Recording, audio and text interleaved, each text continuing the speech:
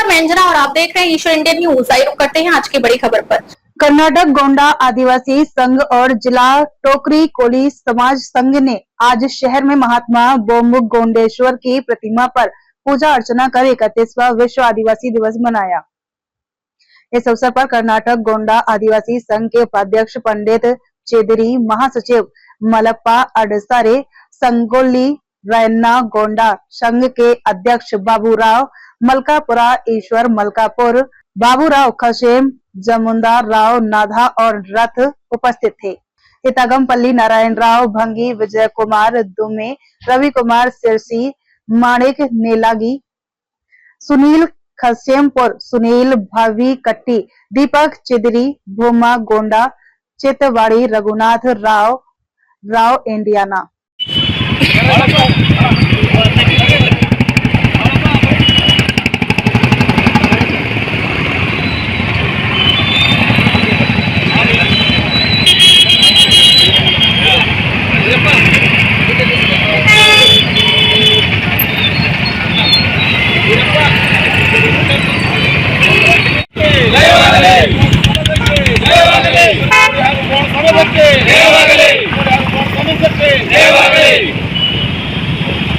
ವಿಶ್ವ ಆದಿವಾಸಿ ದಿನಾಚರಣೆ ಅಂಗವಾಗಿ ಬಂಬುಗೇಶ್ವರ ಸರ್ಕಲದಲ್ಲಿ ಗೋಂಡ ಸಮಾಜ ಮತ್ತು ಟೋಕರಿ ಕೋಳಿ ಸಮಾಜ ಇಲ್ಲಿ ಸದಸ್ಯರಿ ಆದಿವಾಸಿ ದಿನಾಚರಣೆ ಆಚರಣೆ ಮಾಡ್ತಾ ಇದ್ದೇವೆ.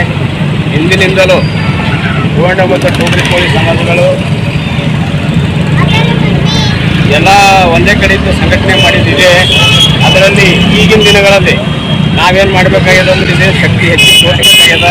ಅದಕ್ಕಾಗಿ ನಾವು ನೀವು ಎರಡಲ್ಲ ಮೂರಲ್ಲ ನಾಲ್ಕಲ್ಲ ಎಲ್ಲ ಒಂದು ಹಾಗೆ ದುಡ್ಕೊಂಡು ಹೋಗಿ ಜಿಲ್ಲೆಯಲ್ಲಿ ಒಳ್ಳೆ ವಾತಾವರಣ ಮಾಡೋಣ. ನಾವು ನೀವು ಎಲ್ಲರೂ ಕೂಡಿ ಒಳ್ಳೆ ವಾತಾವರಣ ಮಾಡಬೇಕು. ಮತ್ತು ಎಲ್ಲರೂ ನಮ್ಮವರು ಎಲ್ಲ ಇದ್ರೆ ಚೆನ್ನಾಗಿರ್ತದೆ. ಮುಂದಿನ ದಿನಗಳಲ್ಲಿ ನಾವು ನೀವೆಲ್ಲ ಹೊಂದ್ಕೊಂಡು ಹೋಗಿ ಆದಿವಾಸಿ ದಿನ ಏನು ಕಾಯಮಿದೆ, ವಿಶ್ವಸಂಸ್ಥೆಯಲ್ಲಿ ಮಾಡಿದೆ 31ನೇ ವಿಶ್ವ ಆದಿವಾಸಿಗಳ ದಿನಾಚರಣೆ ಮಾಡ್ತಾ ಇದ್ದಾರೆ. ಇದು ನಾವು ಹಾಗೆ ಮುಂದುವರ್ಸ್ಕೊಂಡು ಹೋಗೋಣ. ಇದು ಏನು ರಾಜ್ಯದಲ್ಲಿ ಕಾಮಣ್ಣ ಮೆತ್ತೆ ಸಾಹೇಬರ ನೇತೃತ್ವದಲ್ಲಿ ಏನು ಹುಟ್ಟಾಕಿದೆ, ಇದಕ್ಕೆ ನಾವೆಲ್ಲರೂ ಪ್ರೋತ್ಸಾಹ ಕೊಟ್ಟು ಇದಕ್ಕೆ ಬೆಳೆಸೋಣ. ಮತ್ತು ನಾವು ಜಿಲ್ಲೆಯಲ್ಲಿ ಆದಿವಾಸಿಗಳೇನಿದ್ದೀವಿ ನಾವೆಲ್ಲ ಈಗ ನಾವು ಮನೆ ಹಿಡಿಬೋದು. ಆದಿವಾಸಿ ಅಂತಾರಾಷ್ಟ್ರೀಯ ಅಂಗವಾಗಿ ನಾವು ಭಾಳಷ್ಟು ಇದರಿಂದ ಮಾಡ್ತಾ ಇದ್ದೀವಿ. ಮತ್ತು ಎಲ್ಲರಿಗೂ ಈ ಒಂದು ದಿನಾಚರಣೆಯಿಂದ ದೇಶಗಳಲ್ಲಿ ಒಳ್ಳೆಯ ರೀತಿಯಿಂದ ಮಾಡ್ಕೊಂಡು ಹೋಗೋಣ ಅಂತಕ್ಕಂಥ ಮಾತು ಹೇಳಿ ನನ್ನ ಮಾತು. ಡಿಸೆಂಬರ್ 23ರಂದು ಅಂತಾರಾಷ್ಟ್ರೀಯ ಆದಿವಾಸಿ ದಿನಾಚರಣೆಯನ್ನು ವಿಶ್ವಸಂಸ್ಥೆಯವರು ಆಚರಣೆ ಮಾಡಿದರು. ಅಂದಿನಿಂದ ಇಂದಿನವರೆಗೆ ಇಡೀ ದೇಶಾದ್ಯಂತ ವಿಶ್ವ ಆದಿವಾಸಿ ದಿನಾಚರಣೆಯನ್ನು ಆಚರಣೆ ಮಾಡ್ತಾ ಇದ್ದೀವಿ.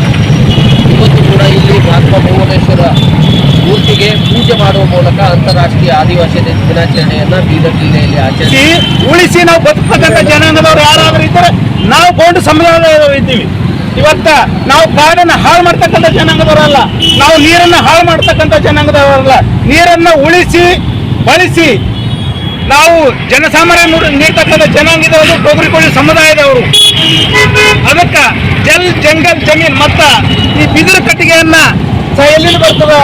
ಜಂಗಲದಿಂದ ಬರ್ತದೆ. ಗೋಂಡ ಸಮುದಾಯದವರು ಆ ಕಟ್ಟಿಗೆಗಳನ್ನು ಉಳಿಸಿ ಬೆಳೆಸಿ ಜನಸಾಮಾನ್ಯರಿಗೆ ಕೊಡ್ತಕ್ಕಂಥ ಕೆಲಸಗಳನ್ನು ಮಾಡ್ತಾ ಇದ್ದಾರೆ. ಆದಿವಾಸಿಗಳು ಸಹ ಈ ನಮ್ಮ ರಾಜಗೊಂಡರು ಸಹ ತಮ್ಮ ಗಿಡಮೂಲಿಕೆಗಳ ಸಸ್ಯಗಳನ್ನು ಕಾಡಿನಿಂದ ಪಡೆದು ಕಾಡನ್ನು ಬೆಳೆಸಿ ನಾಡನ್ನು ಸಮೃದ್ಧವಾಗಿ ಮಾಡಲಿಕ್ಕೆ ನಮ್ಮ ಬುಡಕಟ್ಟು ಸಮುದಾಯದವರೇ ಕಾರಣೀಕರ್ತರು. ಇವತ್ತು ನಮ್ಮ ಬುಡಕಟ್ಟು ಸಮುದಾಯದವರಿಗೆ ಸಾಕಷ್ಟು ಸೌಲಭ್ಯಗಳನ್ನು ಸಿಗಬೇಕಾಗಿದೆ. ಅನೇಕ ಸೌಲಭ್ಯಗಳು ನಮ್ಮಿಂದ ವಂಚಿತರಾಗಿ ಉಳಿದವರು ಮಾಡ್ತಾ ಇದ್ದಾರೆ. ನಮ್ಮ ಜನಾಂಗದವರು ಜಾಗೃತರಾಗಿ ನಮ್ಮ ಸೌಲಭ್ಯಗಳನ್ನು ನಮ್ಮ ಜನಾಂಗದವರಿಗೆ, ಬುಡಕಟ್ಟು ಸಮುದಾಯದವರಿಗೆ, ವಿಶೇಷವಾಗಿ ರಾಜಗೊಂಡರಿಗೆ, ಗೋಂಡ್ರಿಗೆ ಮತ್ತು ಟೋಕರಿ ಕೋಳಿ ಸಮುದಾಯದವರಿಗೆ ಈ ಸೌಲಭ್ಯಗಳನ್ನು ಹೆಚ್ಚಿನ ಪ್ರಮಾಣದಲ್ಲಿ ಸಿಗಲಿಕ್ಕೆ ನಾವು ನೀವೆಲ್ಲ ಸಂಘಟಿತವಾದ ಕೆಲಸಗಳನ್ನು ಮಾಡ್ತಾ ಇವತ್ತು ನನಗೆ ಬಹಳ ಸಂತೋಷವಾಗಿದೆ. ಇವತ್ತು ನಾವು ಎರಡೂ ಸಮುದಾಯದವರು ಇವತ್ತು ಸೇರಿಕೊಂಡು ಏನು ಗೋಂಡ ಆದಿವಾಸಿ ದಿವಸಗಳನ್ನು ಆಚರಣೆ ಮಾಡ್ತಾ ಇದ್ದೀವಲ್ಲ, ಇದು ಬಹಳ ಹೆಮ್ಮೆಯ ವಿಷಯ. ಇವತ್ತು ನಮ್ಮ ಮುಖಂಡರಾಗಿರ್ತಕ್ಕಂಥ ನಮ್ಮ ಮುಖಂಡರಾಗಿರ್ತಕ್ಕಂಥ